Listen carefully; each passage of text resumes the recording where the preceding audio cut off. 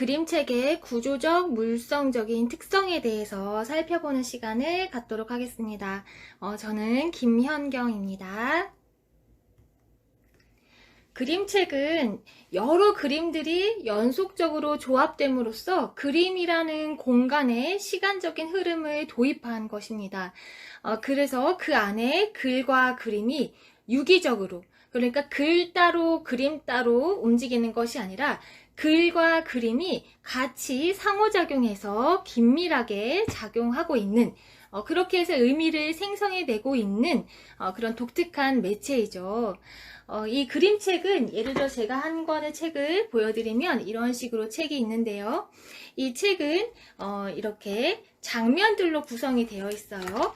이 안에 장면들이 있지요. 이 장면은 대체로 16장면 기준으로, 그보다 조금 작을 수도 있고 그보다 페이지가 많을 수도 있는데요. 대체로 16장면을 기준으로 내용이 구성되는 것으로 알려져 있습니다. 그렇기 때문에 우리가 그림책을 만든다라고 했을 때에는 이야기를 16장면 안에 나눠 담는 그런 구조에 익숙해져야겠죠. 장면이라고 하는 것은요, 우리가 한 페이지 한 페이지랑은 조금 다른 개념이에요. 예를 들어서 이제 여기가 이제 본문이 시작되는 부분인데, 펼친 면, 이제 스프레드라고 우리가 부르는데, 이 펼친 면을 우리가 장면이라고 부릅니다. 그래서 이렇게 한 장면, 두 장면, 이런 식으로 장면을 세는 거죠. 이 책의 경우에는 몇 장면인지 세볼까요? 하나, 둘, 셋, 넷, 다섯, 여섯, 일곱, 여덟, 아홉, 열, 열하나, 열둘, 열셋, 열넷, 열다섯. 지금 이 앞부분을 포함하면 16장면이거든요. 그래서 펼친 면이 16장면으로 구성이 된다.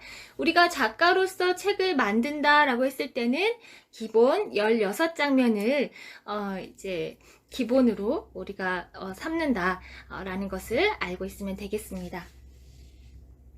자, 16장면을 넘겨서 우리가 책을 읽잖아요. 그런데 이 그림책이라고 하는 것은 읽는 사람이, 독자가 이 장면을 넘겨야만 이야기가 진행됩니다. 그런데 이것은 시간의 흐름에 따라 이야기가 진행되게 돼 있어요. 첫 번째 장면이 있고 두 번째 장면이 있다고 했을 때, 이 첫 번째 장면과 두 번째 장면 사이에는 시간적인 어떤 간격이 있습니다. 그런데 시간적인 간격을 흐르게끔 만들어지는 것은 독자가 하는 몫이에요. 독자의 손에 의해서 이것이 책장이 넘겨지면서 그림책이 진행이 되는 거죠. 그런데 이렇게 한번 생각해 볼까요? 우리가 16장의 회화작품이 있다고 생각해 봅시다. 16장의 회화작품과 그림책 16장면, 똑같이 그림이 들어있지만 뭐가 다를까요?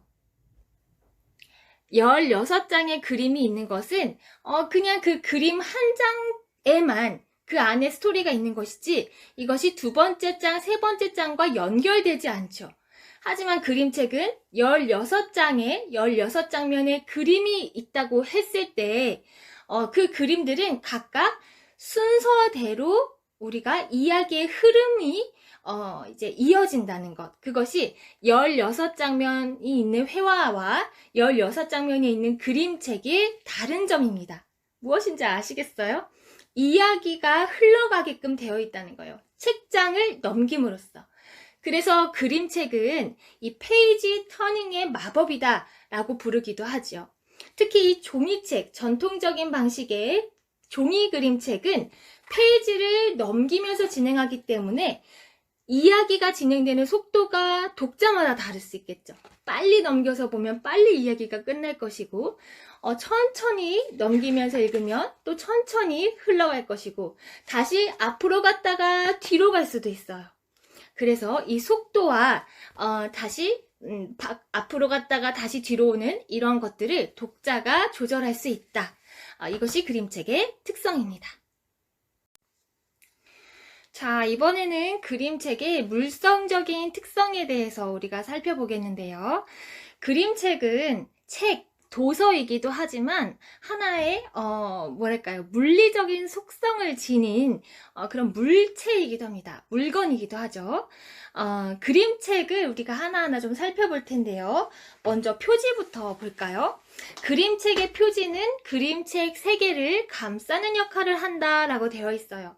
이 책 같은 경우에는 강경수 작가님의 나의 엄마라고 하는 그림책이에요. 앞표지를 보시면 그림책의 얼굴이라고 불리거든요. 앞표지가. 뒷표지는 감상의 여운을 넓히기 위한 여백이 있거나 상징 그림으로 디자인되어서 그림책의 뒷자태가 나타난다라고 되어 있어요. 그래서 보시면 특히 이 그림책에는요, 표지에 이렇게 더스트 자켓이나 띠지가 있는 경우가 있어요. 이 책은 이렇게 띠지가 있는데요. 이 띠지를 옮기면 나의 엄마가 나이가 드신 노모와 장성한 나일 수도 있고요. 이 띠지를 넘기면 장성한 나가 이제 엄마가 되고 어린 딸이 있기도 하죠. 그래서 나의 엄마는 어떻게 보면은 3대에 걸쳐서 나이가 드신 엄마, 또 젊은 엄마일 수도 있다라는 것을 보여주죠. 또 다른 예를 보여드릴게요. 이 책은 저희 아이가 굉장히 어릴 때 좋아했던 책인데요. 곰돌이가 팬티를 찾아가는 과정인데 띠지가 이렇게 되어 있어요. 삼각 팬티 모양으로. 띠지를 벗겨야만 책을 넘길 수 있습니다. 그래서 앞표지에는 곰돌이가 팬티를 잃어버려서 당황한 모습, 뒷모습은 곰의 뒷자태입니다. 뒤태. 그래서 이렇게 앞표지와 뒷표지가 있고, 방금 벗겨낸 이 띠지는 좀 구겨지고 찢어졌거든요. 왜 그러냐? 저희 아이가 어릴 때 직접 이 팬티에 다리를 넣고 자기도 팬티 입어보겠다고 하도 이렇게 해가지고 찢어졌어요. 아이들이 굉장히 좋아하는 요소를 앞표지라든지 아니면 띠지, 더스트 자켓 이런 걸 우리가 활용해서 그림책에서는 또 다른 재미의 요소를 주기도 합니다. 자, 그림책은 그저 글과 그림을 담는 그릇이 아닙니다. 그냥 그릇이면 거기에 뭐든지 담으면 대조가 아니라 그릇도 어떤 그릇이냐에 따라 달라요. 우리도 밥을 먹을 때 비빔밥을 할 때의 그릇이 다르고요.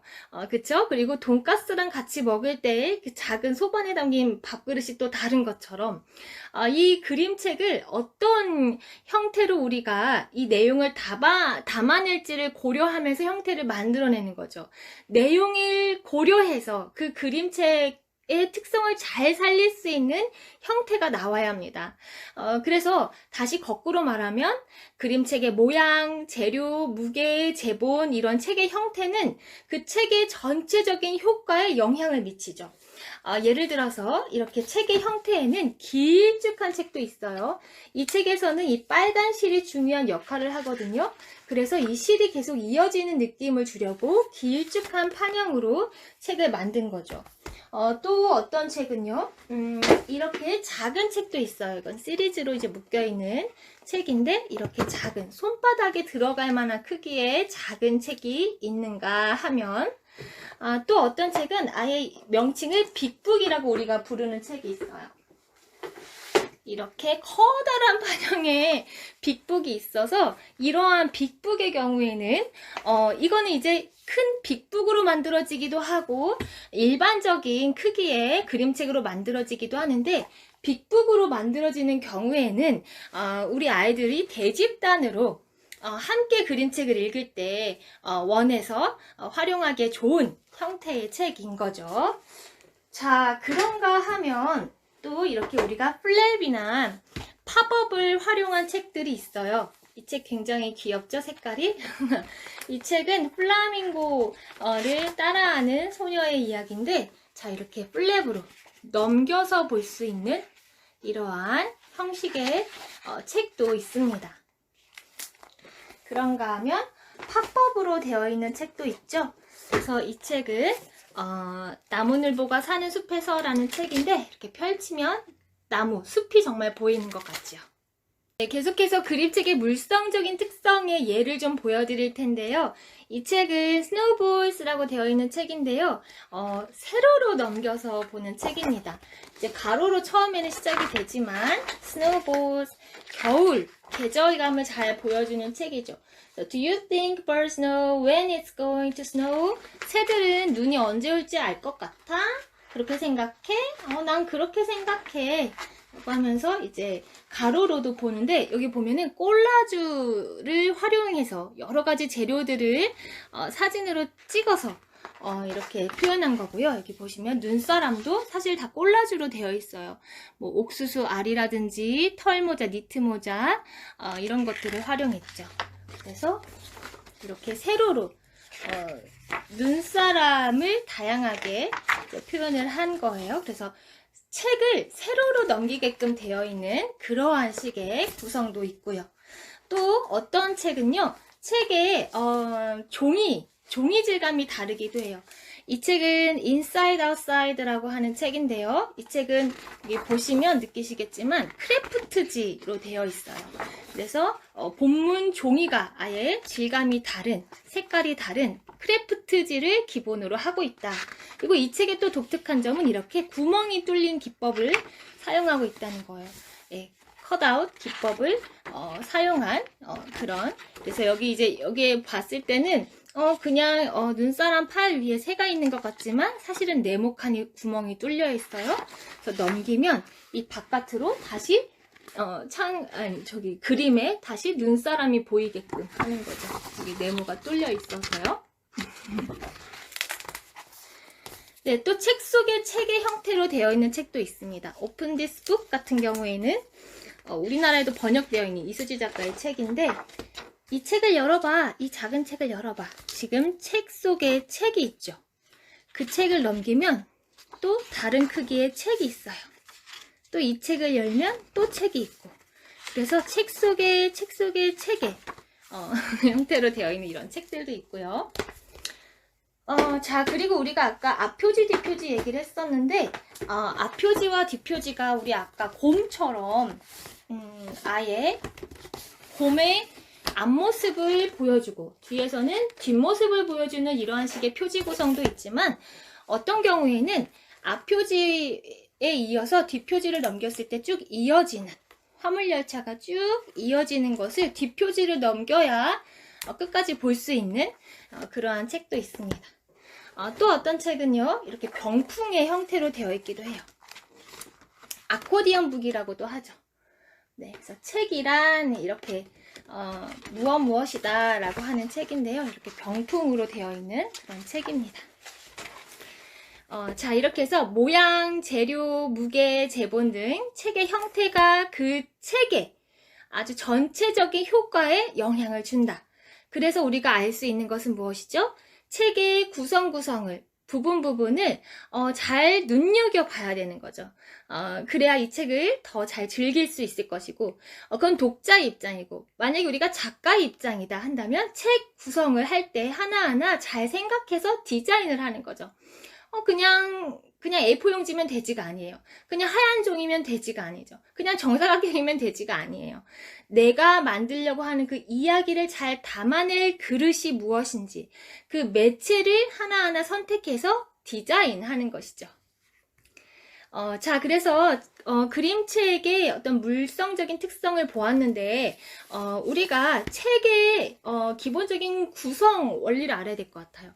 자, 여기를 책등이라고 부릅니다. 책등. 그리고 아까 우리가 띠지는 봤는데, 더스트 자켓은 제가 지금 못 보여드린 것 같죠? 더스트 자켓은 이 책을 감싸고 있는 또 하나의 종이를 말해요. 그리고 여기가 앞표지가 되겠고, 자, 여기 앞표지와 이 본문 내용을 연결하는, 이 표지와 본문을 연결하는 이 첫 번째 부분, 이렇게 달라붙어 있는 이 부분을 앞면지라고 불러요. 그러고 나면은 이제 타이틀 페이지라고도 하는 속표지가 나오고요. 그 다음에는 이제 본문이 시작되죠. 속지라고 해서 본문이 시작되고, 본문이 다 끝나면 뒷표지와 이 속지를 붙여주는, 연결해주는 뒷면지가 있고, 그 다음이 뒷표지, 이렇게 됩니다. 네, 그림책의 물성적인 특성에 대해서 말씀을 드리고 있는데, 한 번 더 보여드릴게요. 제가 사실 더스트 자켓을 안 좋아해요. 책에 이렇게 붙어 있는 걸 안 좋아해서 다 떼어놓는 편인데, 이제 하나 찾았습니다. 인사이드 아웃사이드라고 하는 책이고요. 여기 보시면 제가 더스트 자켓을 보여드릴게요. 이렇게 더스트 자켓을 벗기면 실제 이 책이 나오죠. 그래서 이 더스트 자켓은 보면은 표지와 동일하게 되어 있는 경우도 있지만 표지와는 또 다른 그런 이미지로 더스트 자켓을 구성하는 경우도 있어요. 더스트 자켓에는 이 앞표지와 뒷표지에 해당하는 정보가 들어가기도 하지만, 자, 이렇게 돼 있죠. 여기 날개 부분, 생날개 부분. 하지만 이 더스트 자켓에는 그것과 별도로 정보를 제공하기도 하는데, 이 날개 부분에는 대체로 이 책의 어떤 책 소개라든지 혹은 상을 받은 책이면 상을 받았다, 수상의 어떤 내용도 적혀 있기도 하고, 작가의 말이 적혀 있기도 하고, 작가 소개가 적혀 있기도 하죠. 여기 보시면 이 책에 대해서 네, 월스트리트 저널이라든지 퍼블리셔 위클리 같은 곳에서 이 책이 이제 뽑혔다라든지, 혹은 리지 보이드라고 하는 이 책의 작가에 대한 소개가 적혀 있기도 해요. 그래서 한 번 더 보여드릴까요? 자, 여기 제가 더스트 자켓을 이제 넣어서 보여드리면, 책 등은 여기.